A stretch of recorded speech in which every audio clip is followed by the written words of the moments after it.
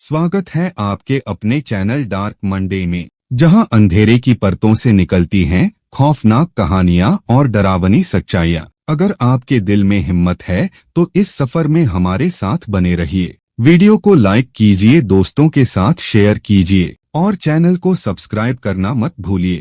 कहानी शुरू होती है रात गहरी और सन्नाटे से भरी थी। पहाड़ों से घिरी संकरी सड़क पर चार दोस्त अरविंद, सुमन, रोहित और पायल अपनी कार से शहर की ओर लौट रहे थे। वे सभी पास के गांव में घूमने गए थे और देर होने के कारण जल्दी निकल पड़े। सड़क सुनसान थी, चारों ओर अंधेरा पसरा हुआ। केवल हेडलाइट की रोशनी धुंध को चीरते हुए आगे बढ़ रही थी।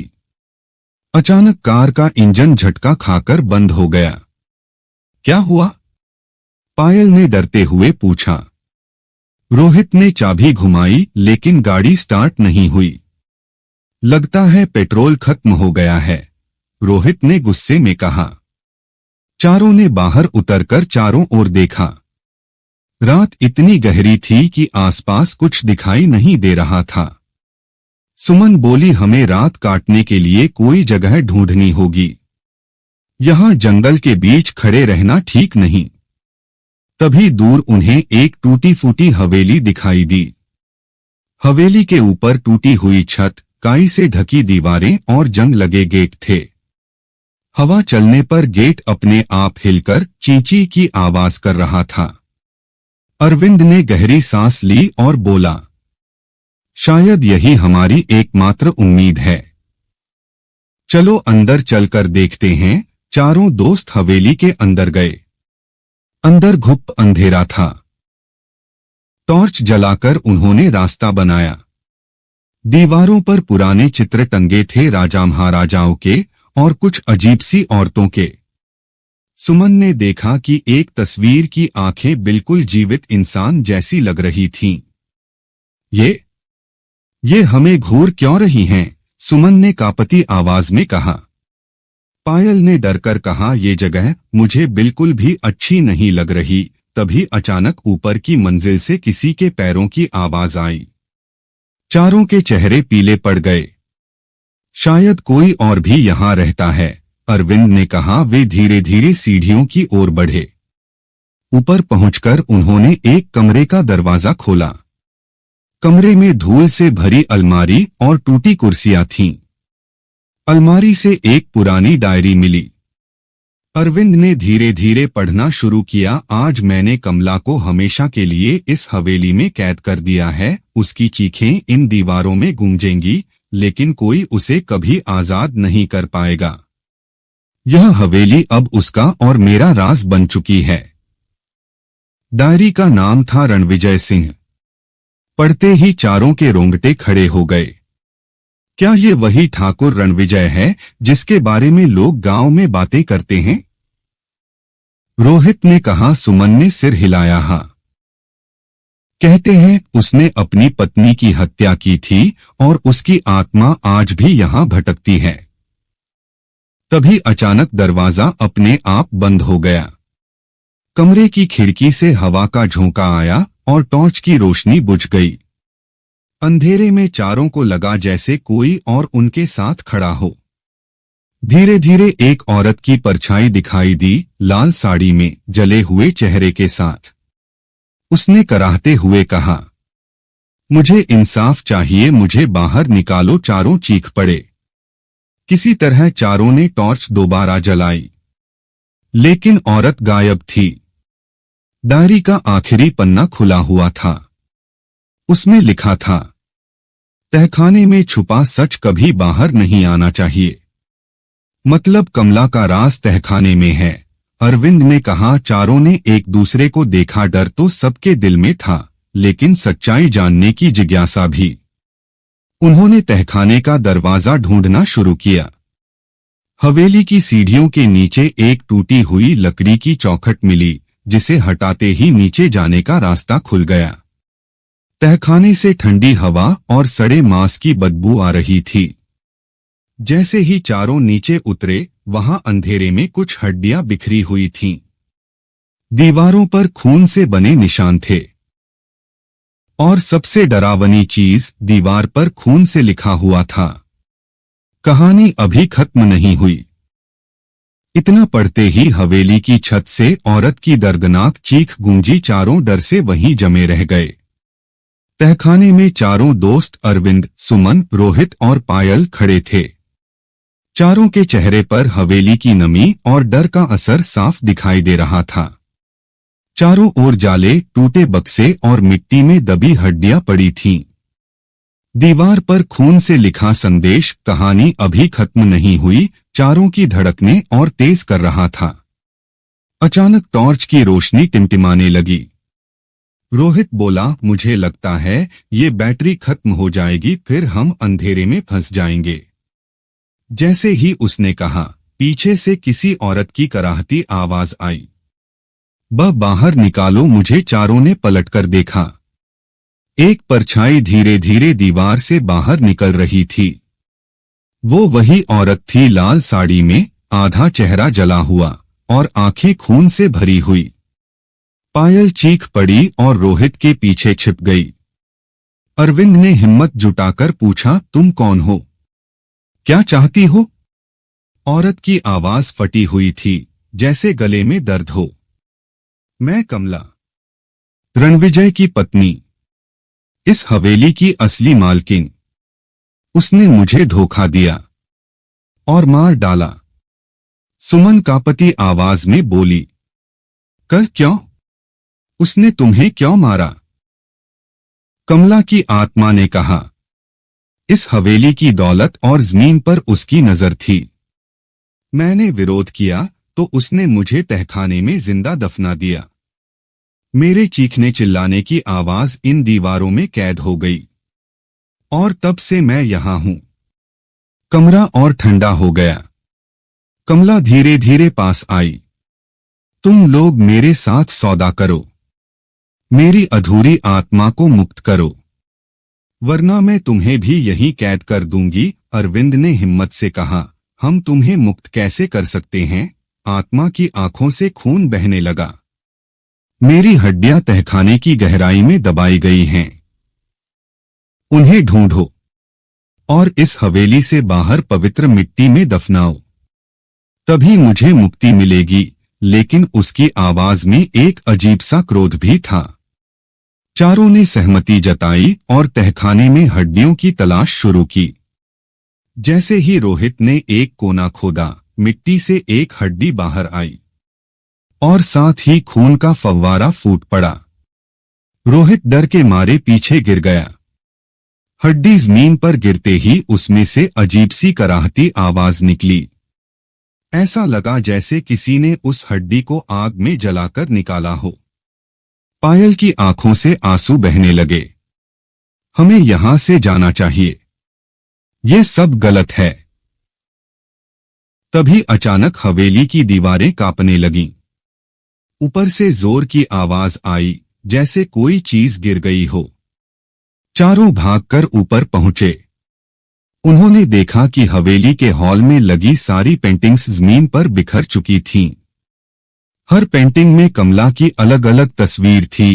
कहीं वह हंस रही थी, कहीं रो रही थी, कहीं खून से लथपथ। लेकिन सबसे डरावनी बात, एक पेंटिंग में चारों दोस्तों के चेहरे भी बने थे, बिल्कुल उसी हालात में जैसे वे खड़े थे। सुमन के मुंह से आवाज नहीं निकली।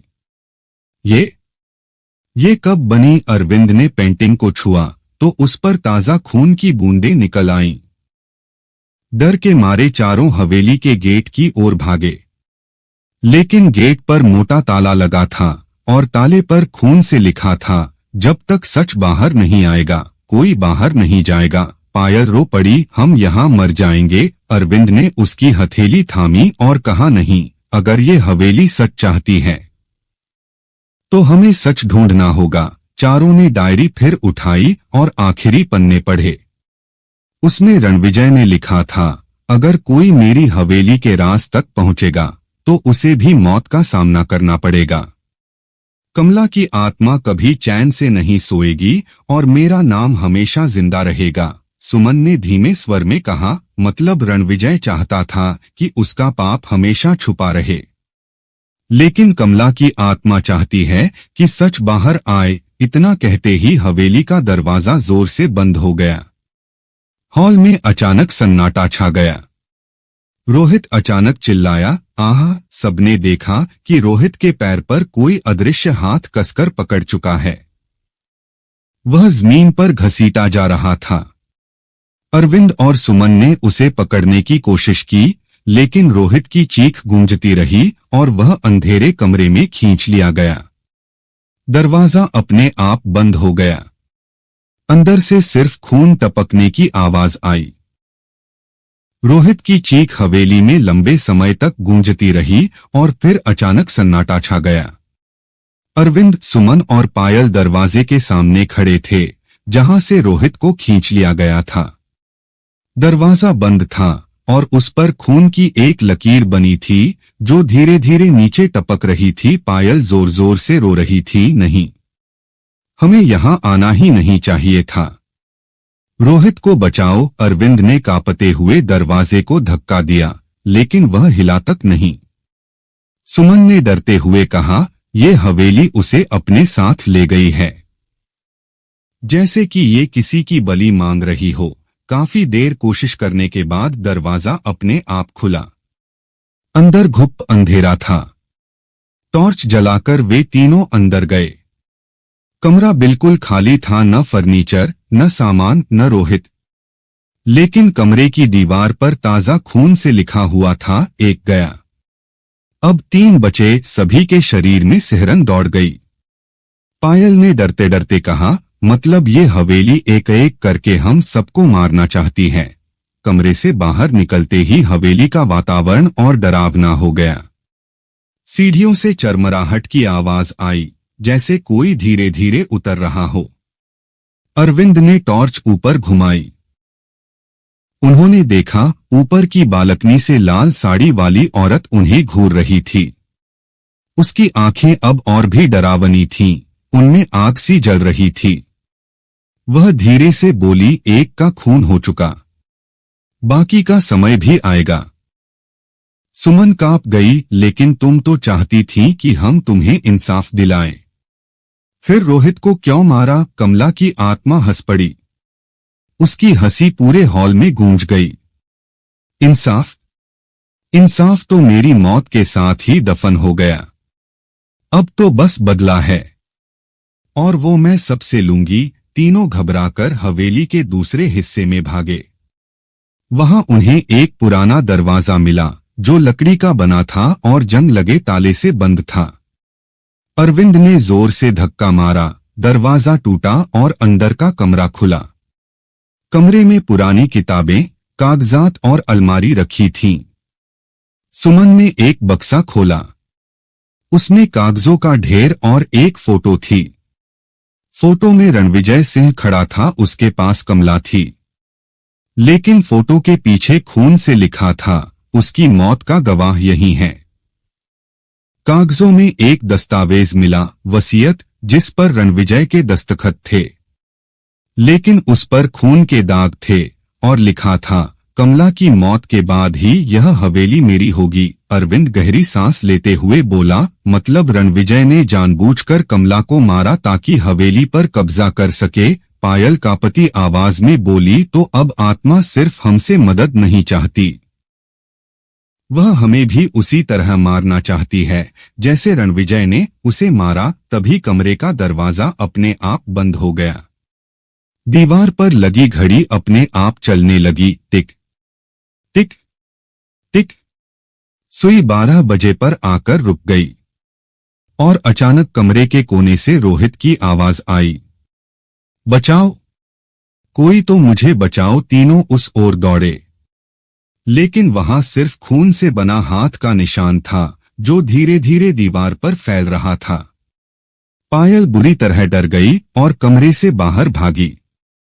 अरविंद और सुमन उसके पीछे दौड़े। हॉल में पहुंचते ही अचानक पायल के बाल किसी ने पकड़ लिए। वह चीख पड़ी। उसका शरीर हवा में उठा और जमीन पर जोर से फेंका गया। अरविंद और सुमन ने उसे उठाने की कोशिश की, लेकिन पायल बेहोश हो चुकी थी। उसके माथे पर खून की लकीर थी। और सामने सीढ़ियों पर कमला खड़ी थी। उसकी आंखें लाल थीं और होठों पर मुस्कान। वह बोली, एक और तैयार हो रहा है। अरविंद ने हिम्मत करके कहा, तुम हमें नहीं मार सकती। अगर तुम्हें इंसाफ चाहिए तो हम तुम्हारी हड्डियां बाहर निकालेंगे। कमला ने गुस्से से चीख मारी, झूठ!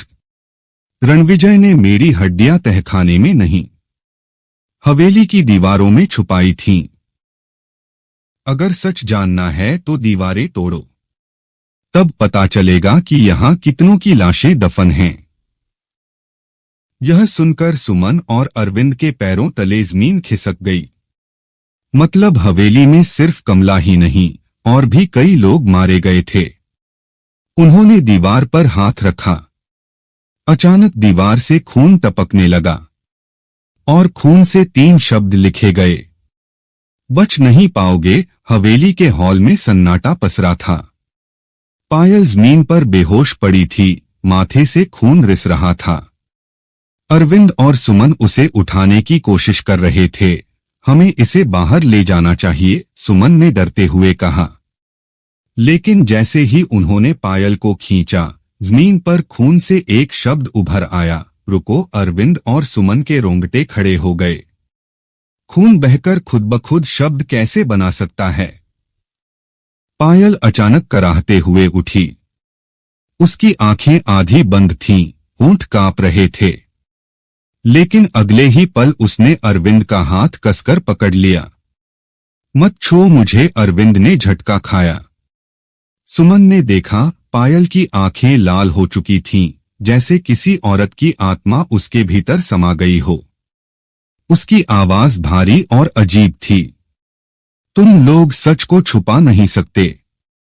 हर दीवार चीख रही है, अरविंद कांपते हुए बोला। पायल, तुम ठीक हो? पायल ने भयानक हंसी हंसी। पायल यहां नहीं है, अब सिर्फ मैं हूं। कमला। पायल की उंगली अपने आप दीवार की ओर उठी। वह टूटी फूटी आवाज में बोली, यहां मेरी आत्मा का हिस्सा कैद है। अरविंद और सुमन ने टॉर्च की रोशनी दीवार पर डाली। दीवार से हल्की हल्की कराहने की आवाज आ रही थी, मानो कोई अंदर से बाहर निकलने की कोशिश कर रहा हो।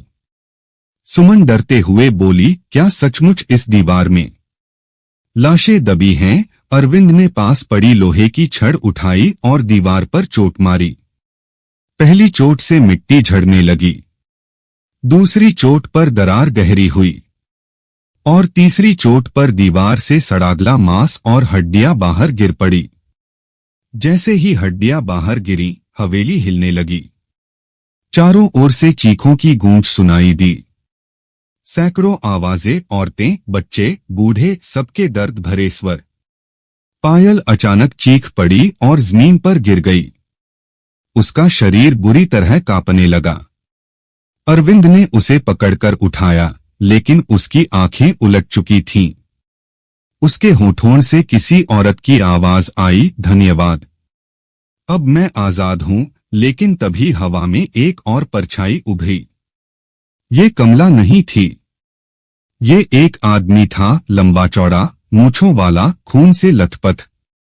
सुमन की आंखें फैल गईं। ये रणविजय है, आदमी की आत्मा गुस्से से चीखी। कमला झूठी है, उसने हवेली पर कब्जा करने के लिए सबको मारा। मैंने उसे कैद किया ताकि और कोई न मरे। अरविंद और सुमन दोनों हक्के बक्के रह गए। मतलब, जो कहानी उन्होंने सुनी थी वो आधी सच्चाई थी। कमला की आत्मा फिर दिखाई दी।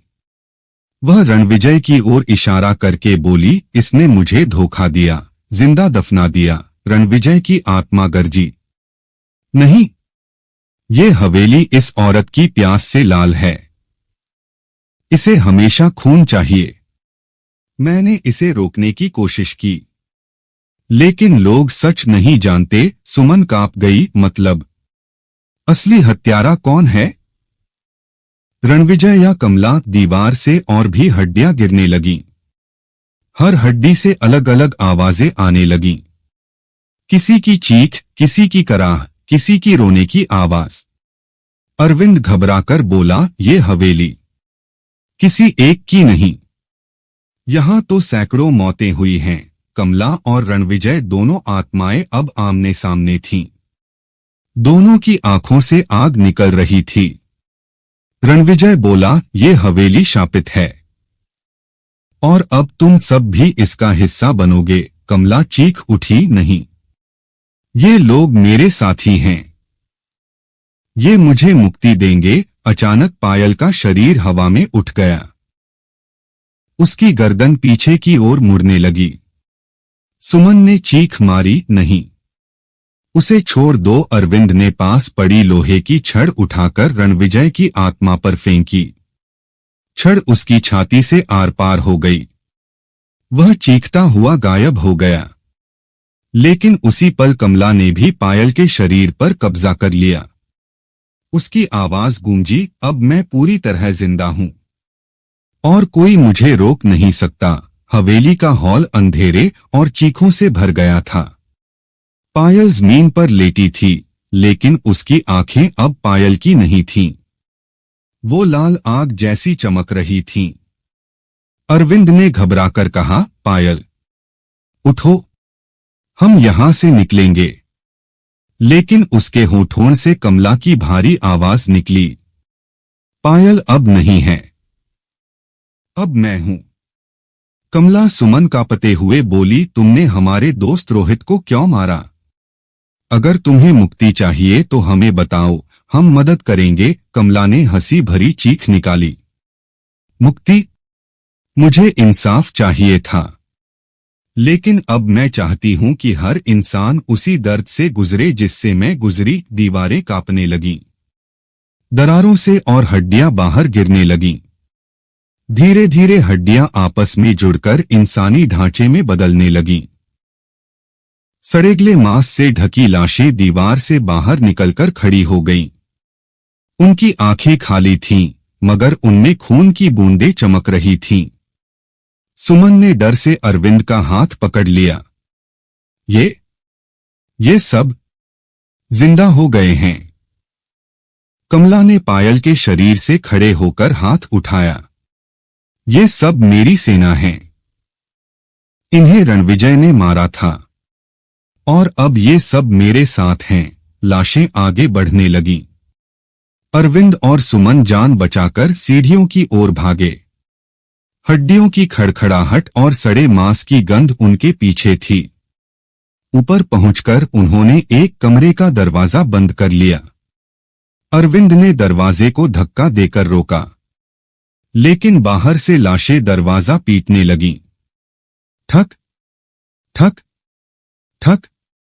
सुमन रो पड़ी, अब हम बच नहीं पाएंगे, सब खत्म हो गया। अरविंद ने उसकी आंखों में देखा, नहीं, अगर हवेली सच चाहती है तो हमें सच ढूंढना ही होगा, तभी हम बच सकते हैं। कमरा धूल और मकड़ी के जालों से भरा था। एक कोने में टूटी हुई मेज पर एक पुराना बक्सा रखा था। अरविंद ने उसे खोला। बक्से में कुछ कागज और एक पुरानी तस्वीर थी।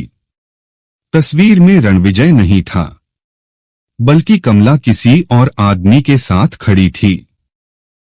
पीछे लिखा था, मेरे असली मालिक के साथ, राजवीर। सुमन ने तस्वीर पढ़ते हुए कहा, राजवीर? ये कौन है? कागजों में लिखा था, कमला का गुप्त प्रेमी राजवीर। हवेली की दौलत पर उसकी नजर थी।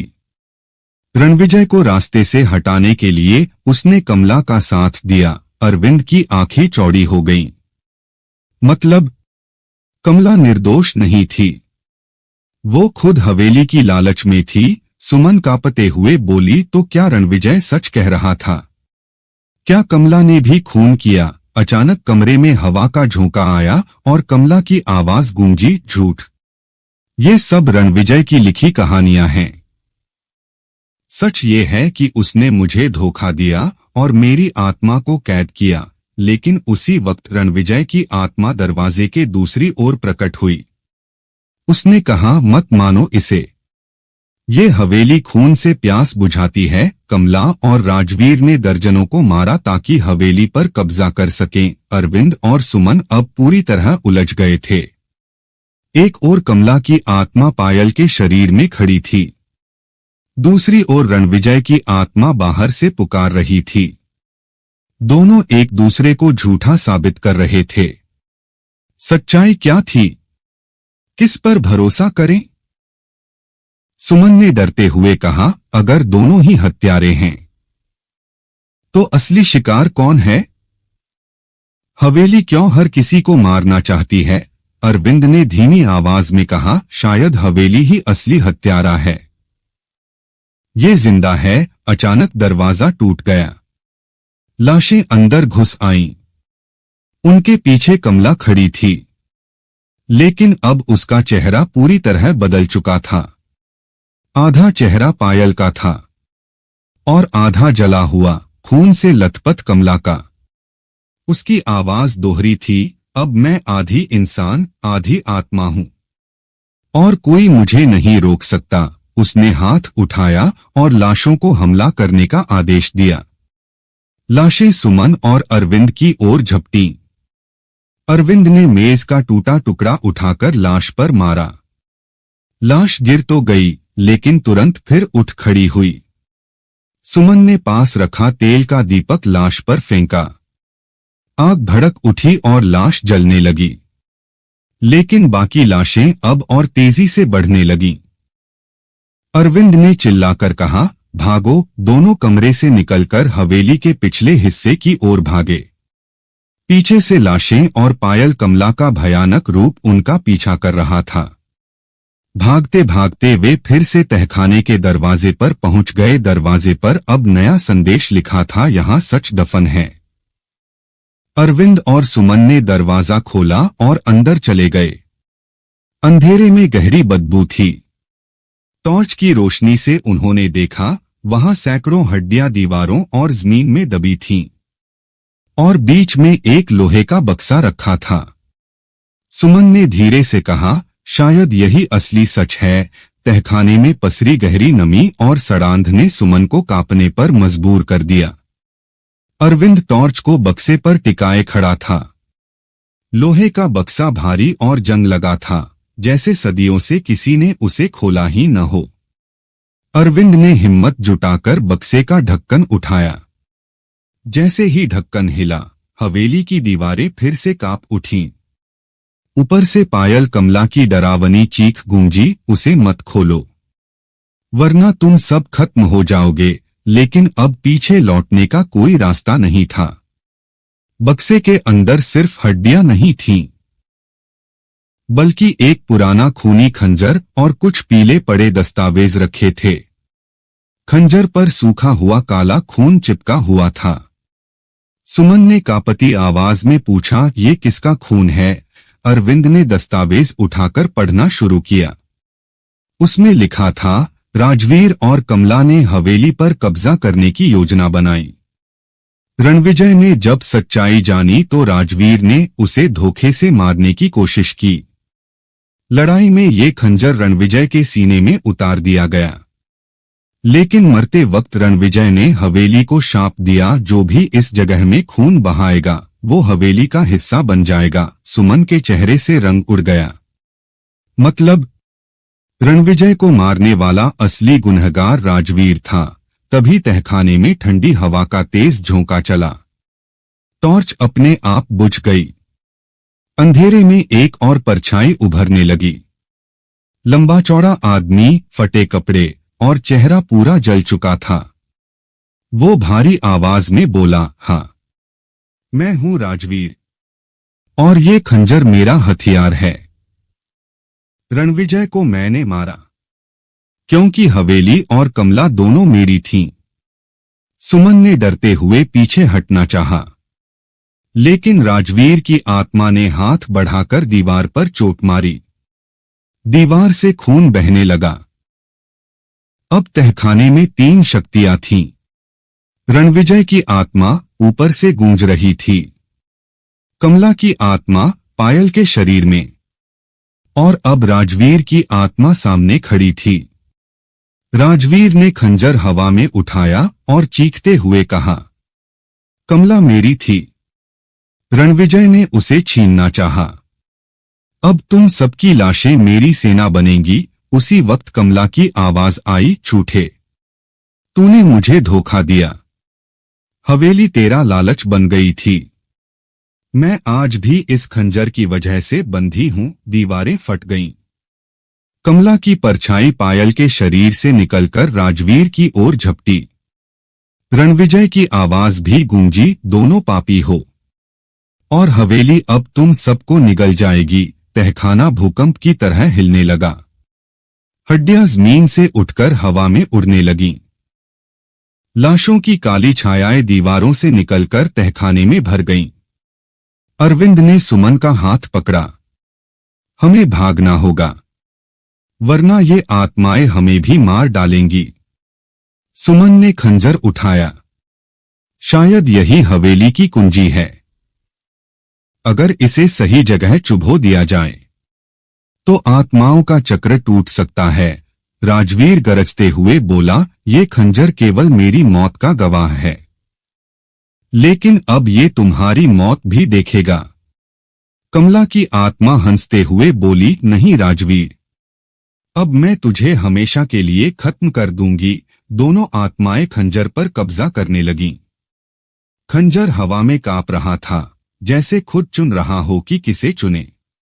अचानक खंजर अरविंद के हाथ में जा गिरा। उसकी आंखों के सामने खून से लिखा संदेश चमकने लगा, जिसने सत्य को पहचाना वही अंत करेगा। अरविंद कांपते हुए बोला, अगर ये खंजर शाप की जड़ है तो इसे नष्ट करना होगा। उसने खंजर को पत्थर पर मार दिया। जैसे ही खंजर टूटने लगा, तीनों आत्माएं भयानक चीख के साथ चिल्लाने लगीं। तहखाने से आग की लपटें उठीं। हवेली का हर कोना कांप उठा। दीवारें पिघलने लगीं, जैसे खून और लावा उनमें से बह रहा हो। सुमन चीखी, अरविंद, जल्दी भागो, वरना हम भी जल जाएंगे। दोनों तहखाने से निकलकर हवेली के हॉल की ओर भागे। पीछे से आत्माओं की चीखें और आग की लपटें उनका पीछा कर रही थीं। सीढ़ियां गिर रही थीं, छत टूट रही थी, लेकिन वे किसी तरह हवेली के मुख्य गेट तक पहुंच गए। गेट खुला और दोनों बाहर अंधेरे जंगल में गिर पड़े। पीछे हवेली आग के गोले की तरह जलने लगी। उसकी दीवारों से लाशें और परछाइयां बाहर निकलकर राख में बदल रही थीं। कुछ देर बाद सब शांत हो गया। जंगल में केवल चांदनी रह गई। अरविंद और सुमन जमीन पर लेटे हाफ रहे थे। उनकी आंखों में आंसू थे, क्योंकि उनके दो दोस्त पायल और रोहित हमेशा के लिए हवेली में खो चुके थे। सुमन फुसफुसाई, क्या सब खत्म हो गया? अरविंद ने जलती हवेली की राख की ओर देखा और कहा, शायद, लेकिन ये हवेली सिर्फ ईंट पत्थर नहीं थी, ये खून से जिंदा थी। और जब तक किसी और का खून इसमें गिरेगा, इसका शाप लौट आएगा। हवा में कहीं से एक हल्की कराह सुनाई दी, कहानी अभी बाकी है। अरविंद और सुमन दूर जंगल के किनारे बैठे थे। उनकी सांसें अब भी तेज चल रही थीं। सुमन रोते हुए बोली, पायल और रोहित, हम उन्हें नहीं बचा पाए। अरविंद ने उसके कंधे पर हाथ रखा। कम से कम हम बच गए। हमें जीना होगा, उनके लिए भी।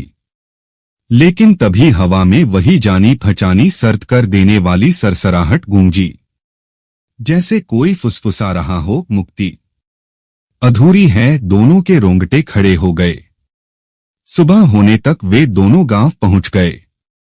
गांव वाले हैरान थे कि वे अभी जिंदा हैं। एक बुजुर्ग बोला, जिस हवेली से कोई जिंदा लौटे, ऐसा तो सुना ही नहीं। अरविंद ने सारा किस्सा सुनाया। गांव वाले डर से एक दूसरे को देखने लगे।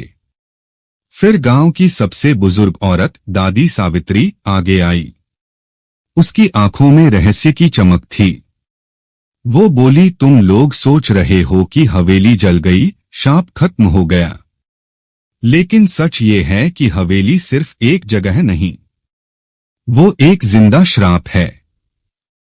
जब तक उस श्राप की जड़ नहीं मिटेगी, वो बार बार लौटेगा। दादी सावित्री ने उन्हें पास बिठाकर सच्चाई बताई। सदियों पहले ये जमीन साधुओं की थी।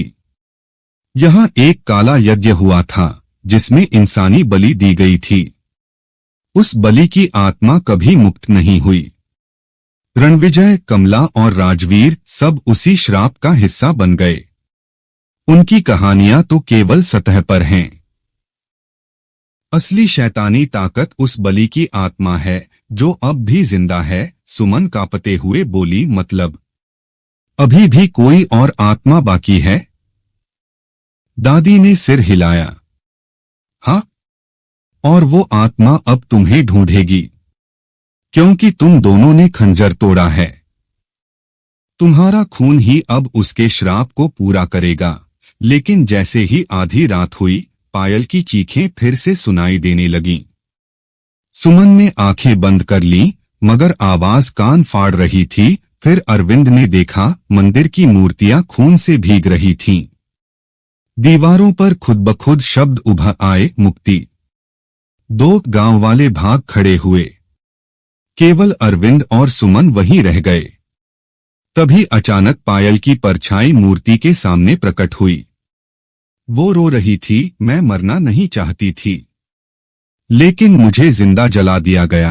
अरविंद ने कांपते हुए पूछा, किसने? परछाई बोली, हवेली के श्राप ने। वो सबको अपने अंदर खींच लेता है। तुम सोचते हो कि मैंने मौत पाई, लेकिन मैं भी श्राप का हिस्सा बन चुकी हूं। सुमन डर से चिल्लाई, हमें क्या करना होगा? कैसे ये सब खत्म होगा? तभी आवाज गूंजी, एक बलि और एक आखिरी खून, तभी श्राप टूटेगा। अरविंद सन्न रह गया। मतलब हमें फिर किसी की जान लेनी होगी। सावित्री दादी पास आईं और धीमी आवाज में बोली, नहीं बेटा, अगर किसी निर्दोष की बलि दी गई तो श्राप और बढ़ेगा, लेकिन अगर वही शापित वंश का कोई वंशज अपनी जान दे, तब मुक्ति होगी। सुमन ने घबराकर पूछा, वो वंशज कौन है? दादी की आंखें अरविंद पर टिक गईं। तुम, रणविजय का खून तुम्हारी रगों में बहता है। अरविंद के पैरों तले जमीन खिसक गई। नन्ही, ये कैसे हो सकता है? दादी बोली, तुम्हारे दादा रणविजय के छोटे भाई के बेटे थे। तुम्हारा खून उसी वंश का है, इसीलिए हवेली ने तुम्हें मारा नहीं, बल्कि चुना है। सुमन रोने लगी, नहीं, मैं अरविंद को नहीं खो सकती। अरविंद ने उसकी ओर देखा। अगर मेरी जान से ये सब खत्म होता है, तो शायद यही किस्मत है। रात गहराने लगी। अचानक पूरे गांव में काली आंधी चलने लगी। आसमान में लाल बिजली चमकने लगी।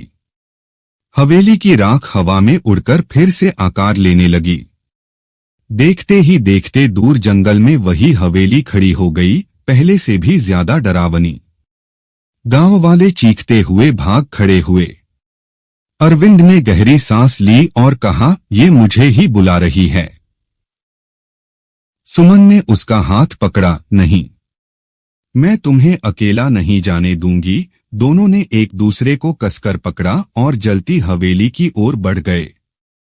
जैसे ही वे हवेली के दरवाजे पर पहुंचे, दरवाजा अपने आप खुल गया। अंदर वही लाल साड़ी वाली परछाई खड़ी थी, पायल की, कमला की और अनगिनत आत्माओं की परछाइयां। सबकी आवाज एक साथ गूंजी, खून दो, तभी मुक्ति होगी। अरविंद ने आंखें बंद की। वो सुमन की ओर मुड़ा और बोला, अगर मुझे जाना ही है, तो मैं तुम्हें छोड़कर नहीं जाऊंगा। हम या तो दोनों जिएंगे या दोनों मरेंगे। सुमन ने आंसू पोंछे और कहा, तो चलो, इस खेल को हमेशा के लिए खत्म करते हैं। वे दोनों हवेली के अंदर कदम रख चुके थे। हवेली की दीवारें फिर से खड़ी हो चुकी थीं। अंदर घुसते ही अरविंद और सुमन ने महसूस किया कि वे किसी और ही दुनिया में आ गए हैं। फर्श खून से भीगा था, हवा में धुएं और जले मांस की गंध थी। ऊपर की मंजिल से आवाज आई, आ गए मेरे वारिस। दोनों के कदम अपने आप सीढ़ियों की ओर बढ़ गए। सीढ़ियों के ऊपर बड़ा सा हॉल था। वहां दर्जनों आत्माएं बैठी थीं, औरतें, बच्चे, बूढ़े, सबका चेहरा विकृत और डरावना। बीच में सिंहासन जैसा आसन था, जिस पर एक काले वस्त्र में ढकी आकृति बैठी थी। उसने धीरे धीरे चेहरा उठाया। चेहरे पर कोई लक्षण नहीं थे, सिर्फ दो जलती हुई आंखें। उसकी आवाज गूंजी, मैं हूं वो आत्मा जिसकी बलि सदियों पहले दी गई थी। रणविजय और कमला मेरे मोहरे थे, अब तुम आए हो। मेरे अंतिम वारिस अरविंद कांपते हुए बोला, तुम्हें आखिर चाहिए क्या? आत्मा हंसी, मुक्ति, और वो तब ही मिलेगी जब तुम्हारा खून इस हवेली में बहेगा। तभी सुमन चिल्लाई, नहीं, ये झूठ है। अगर तेरा खून ही मुक्ति चाहता तो अब तक हवेली खत्म क्यों नहीं हुई? आत्मा उसकी ओर बढ़ी। चुप, तुम एक औरत हो, तुम्हें सच नहीं मालूम। ये हवेली सिर्फ रणविजय के खून से ही शांत होगी। लेकिन तभी दूसरी आवाज गूंजी, पायल की आत्मा। वह पास आई और बोली, झूठ मत बोलो। सच ये है कि तुझे मुक्ति नहीं, राज चाहिए। तू चाहती है कि हवेली हमेशा जिंदा रहे और लोग तेरा शिकार बनते रहें। आत्मा गुस्से से दहाड़ उठी, चुप रह दासी। अरविंद ने देखा, सिंहासन के पास वही टूटा हुआ खंजर रखा था, लेकिन अब वह पूरा चमक रहा था, जैसे किसी ने उसे फिर जोड़ दिया हो। पायल बोली, अरविंद, यही एक हथियार है जो इसे रोक सकता है। लेकिन याद रखना, खंजर चलाने से पहले खून जरूरी है। अरविंद ने खंजर उठाया। उसकी धार से लाल रोशनी निकल रही थी। सुमन ने उसका हाथ पकड़ा। नहीं, अगर तुमने खुद को घायल किया तो ये तुझे मार डालेगी। अरविंद ने उसकी आंखों में देखा। अगर मेरा खून देकर सबकी मुक्ति होती है तो यही सही है। अरविंद ने खंजर अपनी हथेली पर चलाया। खून टपकते ही पूरा हॉल कांप उठा। आत्माएं चिल्लाने लगीं। वो काली आकृति सिंहासन से उठी और दहाड़ते हुए बोली, हां, यही खून चाहिए था। अब मैं अमर हो जाऊंगी। लेकिन अरविंद अचानक घुटनों के बल गिरा और खंजर जमीन पर गाड़ दिया। खून सीधे जमीन में बहने लगा। हवेली की दीवारें लाल रोशनी से जलने लगीं। आत्माएं तड़पकर चीखने लगीं। पायल की आत्मा ने मुस्कुराकर कहा, नहीं, ये तेरा अमरत्व नहीं, तेरी मौत है। सिंहासन पर बैठी आत्मा दर्द से चीखने लगी। उसका शरीर राख में बदलने लगा। साथ ही सारी आत्माएं धीरे धीरे गायब होने लगीं। पूरा हॉल आग की लपटों से भर गया। अरविंद और सुमन एक दूसरे को पकड़कर भागे। जैसे ही वे बाहर निकले, हवेली की दीवारें जमीन में धंस गईं। पूरा महल राख और धूल में बदल गया। सिर्फ खंजर बाहर जमीन पर पड़ा रह गया, अब पूरी तरह काला और बेजान। सुमन ने अरविंद के खून से भीगे हाथ पकड़े और रोते हुए बोली, तुम्हें कुछ नहीं होगा, समझे? तभी हवा में पायल की मीठी आवाज गूंजी, अब हम सब आजाद हैं। धन्यवाद। आसमान में हल्की सुनहरी रोशनी फैली। सदियों से बंधी आत्माएं आखिरकार मुक्त हो चुकी थीं। अरविंद ने